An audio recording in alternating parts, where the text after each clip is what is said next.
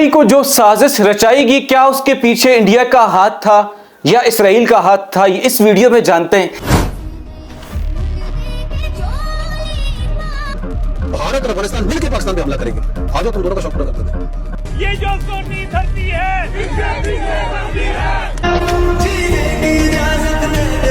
को इस्तेमाल करके इन्होंने 300 से ज्यादा फौजी तंजीबात के ऊपर हमला, शहीदों के मुजस्समों की बेहुरमती और ये बिल्डअप करते हैं। ये पूरा साजिशी बयानिया मुल्क के खिलाफ बनाते हैं। इस्लामाबाद हाईकोर्ट जा रहे हैं तो गाड़ी में बयान दे रहे हैं कि अगर मुझे किसी ने गिरफ्तार किया तो फिर देखना क्या होगा।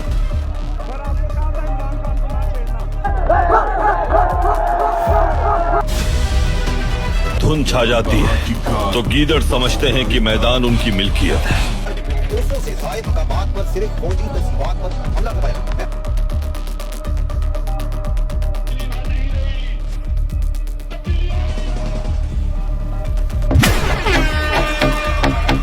इसके अलावा एक शख्स ने कहा है कि तुम्हारा हाल भी इकरारुल हसन जैसा होगा।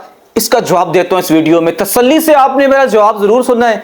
जो पीटीआई के जितने भी सपोर्टर हैं, जो चुंगड़े बुचुंगड़े चाहे पाकिस्तान में रह रहे हैं या बाहर बैठे हुए हैं, वो मेरे जवाब को तसल्ली से सुन लेंगे तो जरूर आपका दिमाग चेंज होगा। सबसे पहले नाजरीन, जितने भी नए आने वाले दोस्त हैं वो जरूर चैनल को सब्सक्राइब कर दें ताकि नई मालूमात आप तक पहुंच सके। नाज़रीन, 9 मई को हिंदुस्तान ने, इसराइल ने पीटीआई के साथ मिलकर पाकिस्तान की आर्मी पर हमले करवाए, यहां तक कि फौजी तंसीबात पर हमले करवाए, जीएचक्यू पर हमला करवाया, यहां तक कि जो फौजी नौजवान के पुतले थे, जो तस्वीर थी जिसमें राशिद मिनास की तस्वीर थी, जिसमें शेर खान का पुतला था, वो तोड़ डाला।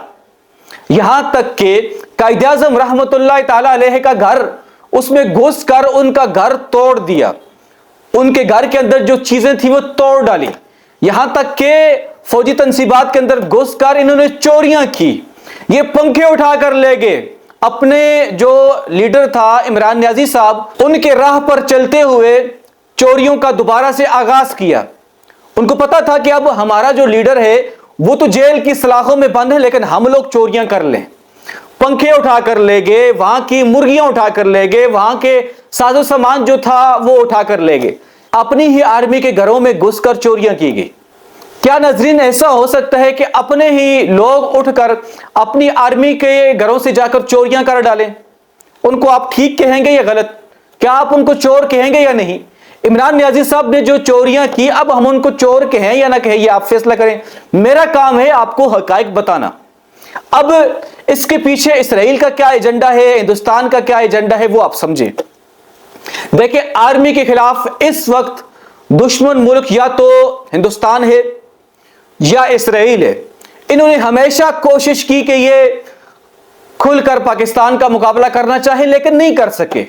जब भी साजिश रचाई पाकिस्तान के खिलाफ तो उन्होंने मुंह तोड़ जवाब दिया। यहां तक कि पूरी कोशिशें जब कामयाब ना हुई तो अंदर से फिर गद्दार पैदा किए। जैसा कि ईरान के अंदर आप देखें, पहले लोगों को उकसाया गया अपनी हुकूमत के खिलाफ, अपनी फौज के खिलाफ, लेकिन वो कामयाब ना हुए।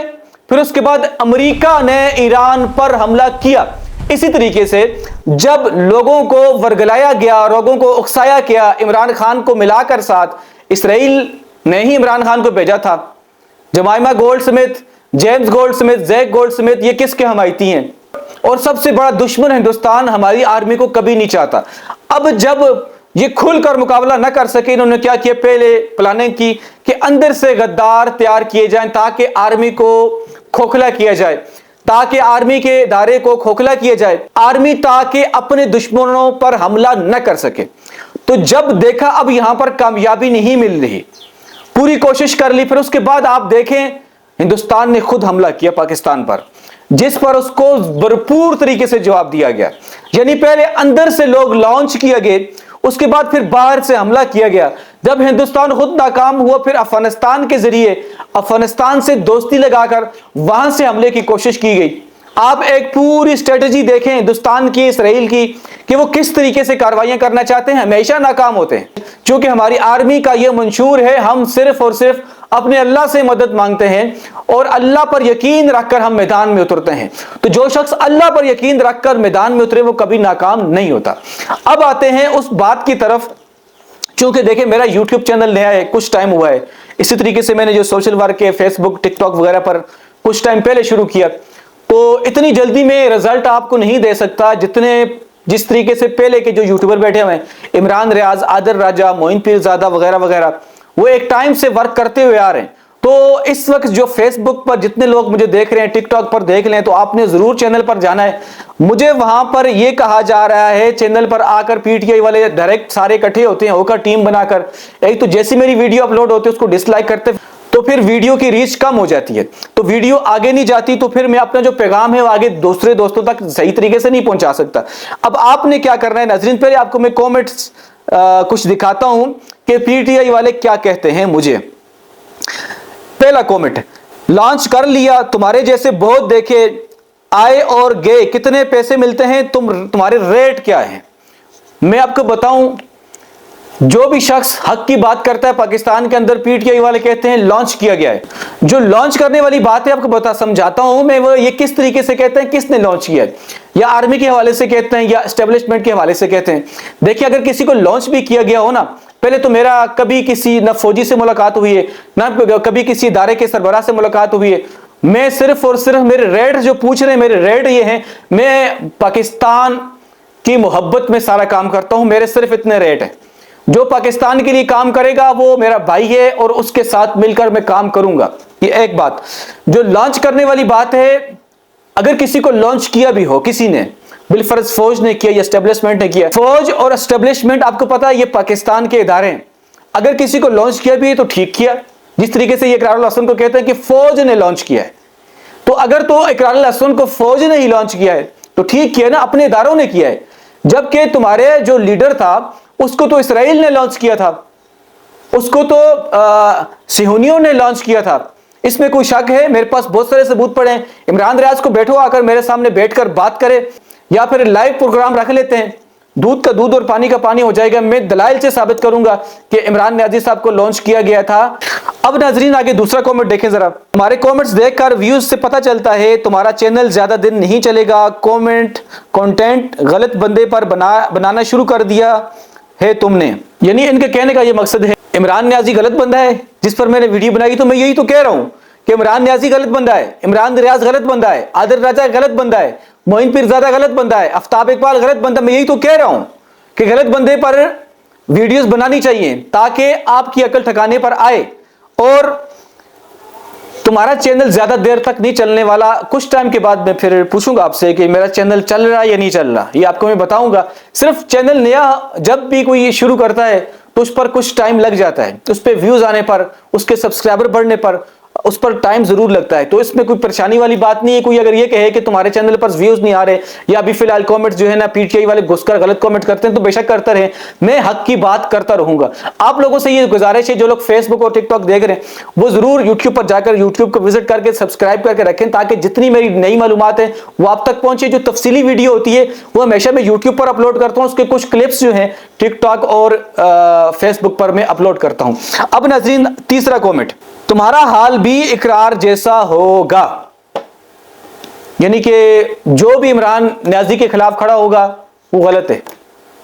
और एक दो कमेंट्स मैंने और देखे थे, इमरान नियाजी जो है बड़ा मकबूल है, बड़े लोग चाहते हैं, जबकि आप अगर हकाइक की तरफ जाएं, कहते हैं कि 24-25 करोड़ अवाम चाहती है इमरान नियाजी को। हकाइक की तरफ अगर आप जाएंगे तो आपको पता चल जाएगा, जब इमरान नियाजी साहब इलेक्शन में जीते थे तो आपको कितने वोट पड़े थे पता है? 1.5 करोड़ या 1 करोड़ 60 इस तरीके से वोट पड़े थे, जबकि 24-25 करोड़ की आबादी थी। इतने कम वोट क्यों पड़े? तो 24-25 करोड़ की जो आबादी है, अगर इसमें नौजवानों का हिसाब लगाया जाए तकरीबन भी 15-16 करोड़ 17 करोड़ इससे ज्यादा के नौजवान है, तो ये सारे वोट इमरान नियाजी साहब को क्यों नहीं पड़े थे? और अगर बात की जाए कि पॉपुलर है, ज्यादा लोग चाहते हैं, तो मैं आपको बताऊं इस वक्त दुनिया की आबादी तकरीबन 7 अरब के करीब है, जबकि हम कहते हैं कि इस्लाम हमारा हक पर है, अल्हम्दुलिल्लाह हक पर है, और अल्हम्दुलिल्लाह हक पर है, तो सिर्फ आबादी हमारी 2 अरब क्यों है?